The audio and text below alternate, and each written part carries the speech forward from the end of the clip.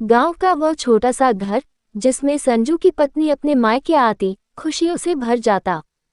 हर बार जब वह आती तो उसके साथ उसका पति भी होता। संजू शांत स्वभाव का सीधा सादा इंसान था, जबकि उसकी साली सीमा नटखट और मजाकिया।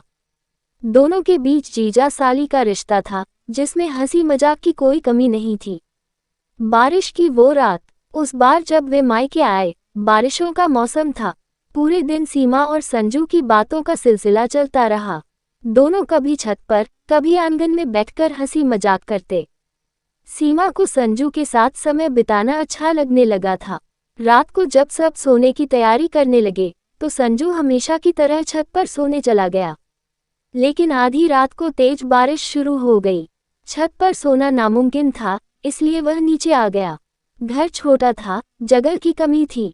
सास ने कहा, सीमा के पास सो जाओ, वही जगह है। संजू के मन में हिचकिचाहट थी, लेकिन और कोई उपाय नहीं था। वह धीरे से जाकर सीमा के पास लेट गया। धड़कनों की आवाज। आधी रात बीत चुकी थी, लेकिन सीमा सो नहीं पा रही थी। वह करवट बदल रही थी, उसका दिल जोर जोर से धड़क रहा था। उसे खुद नहीं समझ आ रहा था कि उसे क्या हो रहा है।